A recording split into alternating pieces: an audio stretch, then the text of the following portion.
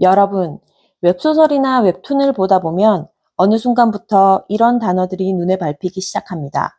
바로 오메가버스, 가이드버스, 그리고 네임버스. 처음 보면 솔직히 좀 당황스럽거든요. 아니, 이게 무슨 우주 이름인가 싶기도 하고, 왜 갑자기 알파랑 오메가가 나와? 가이드는 또 뭐고? 에스퍼는 뭐야? 이름이 몸에 새겨진다고 하면서 뇌정지가 오기 마련입니다. 근데 재밌는 건요, 이런 세계관들이 그냥 마이너한 설정놀이 수준이 아니라는 겁니다. 지금 웹소설, 특히 BL 시장에서는 거의 하나의 장르 문법 수준으로 굳건하게 자리 잡았어요. 그리고 여기서 진짜 흥미로운 포인트는 이 세계관들이 단순히 특이한 설정을 보여주려고 만든 게 아니라는 점입니다. 인물들의 관계를 극단으로 몰고 가고, 감정을 터질 듯이 증폭시키고, 집착과 운명을 치명적으로 강화하기 위해 설계된 아주 정교한 장치라는 거죠. 그래서 오늘은 웹소설 세계관 중에서도 가장 유명하고 중독성 강한 3대장, 오메가버스, 가이드버스, 네임버스에 대해 핵심만 쏙쏙 정리해드리겠습니다.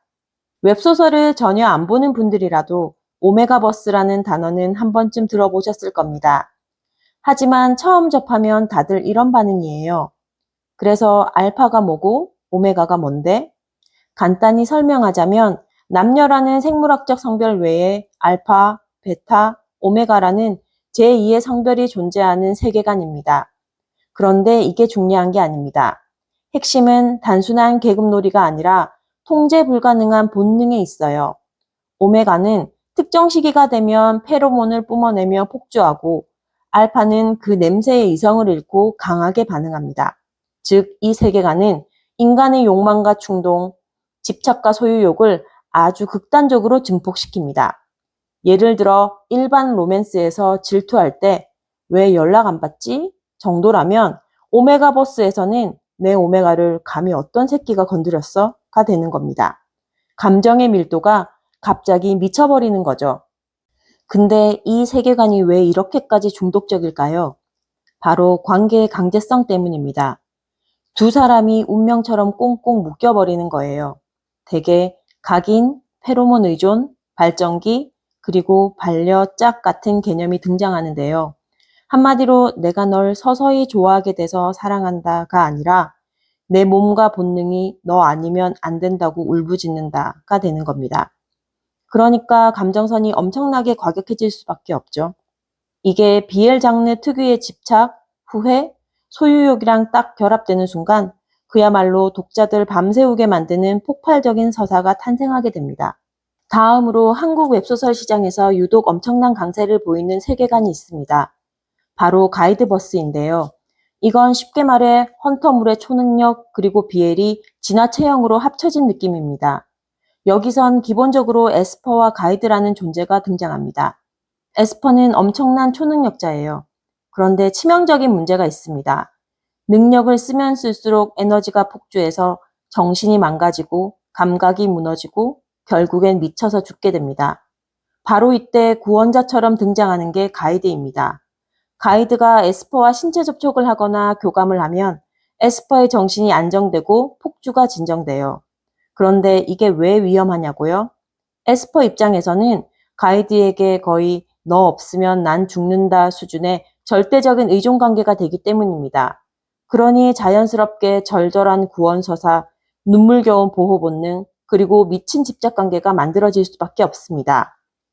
사실 가이드버스는 상처 입은 초인물의 매력을 극대화한 장르입니다. 에스퍼들은 대개 능력이 강력한 만큼 외롭고 위험하고 사회적으로 도구처럼 이용당하며 살아갑니다. 그런데 그런 내 비참한 삶 속에서 유일하게 나를 구원하고 안식처가 되어줄 수 있는 단 한 사람이 나타났다? 그게 바로 가이드인 거죠. 온 세상이 날 괴물 취급하고 못 믿어도 너 하나만은 믿는다라는 이 구조는 서사적으로 치트키나 다름없습니다. 그래서 구원, 헌신, 의존, 그리고 희생 같은 가슴 절절한 서사가 아주 찰떡처럼 붙어서 독자들의 눈물을 쏙 빼놓습니다. 마지막으로 소개해드릴 세계관은 진짜 감성의 머리끝까지 올인한 장르, 바로 네임버스입니다. 대표적인 설정은 심플해요. 내 몸 어딘가에 운명의 상대 이름이 문신처럼 새겨져 있는 겁니다. 듣기만 해도 엄청 로맨틱하죠? 하지만 빛이 강하면 어둠도 짙은 법, 이 세계관은 동시에 엄청나게 잔인합니다. 왜냐하면 내 몸엔 그 사람 이름이 있는데 정작 상대방은 날 모를 수도 있거든요. 심지어 상대방은 이미 다른 사람을 사랑하고 있거나 이미 죽었거나 혹은 나를 끔찍하게 싫어할 수도 있습니다. 즉, 운명은 정해졌는데 사랑은 보장되지 않는다는 비극성이 이 세계관의 진짜 핵심입니다. 그렇다 보니 네임버스는 애달픈 짝사랑, 거스를 수 없는 운명론, 뼈저린 후회, 그리고 지독한 엇갈림 같은 감정선을 가장 날카롭게 밀어붙이는 매력이 있습니다. 자, 쭉 듣다 보니 재밌는 공통점이 하나 보이지 않으시나요? 오메가 버스든 가이드 버스든 네임 버스든 결국 본질은 똑같습니다. 바로 인물들의 관계를 시작부터 극단으로 몰고 간다는 거예요. 일반적인 로맨스는 우연히 만나서 썸을 타고 서서히 좋아하다가 사귀는 완만한 흐름이잖아요. 근데 이 세계관들은 첫 페이지부터 운명, 본능, 폭주, 의존, 각인 같은 강력한 족쇄를 채워놓고 시작합니다. 그러니까 초반부터 감정의 밀도가 어마어마하게 높아지죠.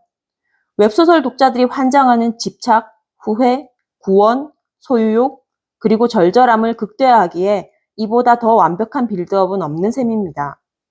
그래서 이런 세계관들은 웹소설을 안 보던 분들이 처음 접하면 솔직히 굉장히 장벽이 높고 낯설게 느껴집니다.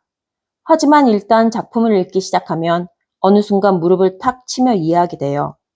아, 이게 그냥 유치한 설정놀이가 아니라 감정을 200% 증폭시키는 마법의 장치구나 하고 말이죠. 그리고 그 사실을 깨달은 순간부터 진짜 위험해집니다. 처음에는 에이, 이게 대체 뭔 소리야? 하다가도 어느새 밤을 꼴딱 새우면서 근데 이 집착국 맛집이네, 맛있네 하면서 다음화 결제를 누르고 있는 자신을 발견하게 될 테니까요. 이게 진짜 무서운 겁니다. 오늘 영상이 흥미로우셨다면 좋아요와 구독 부탁드리고요. 여러분이 가장 좋아하는 세계관은 무엇인지 댓글로도 많이 남겨주세요. 그럼 저는 다음에도 흥미로운 이야기로 찾아오겠습니다. 안녕.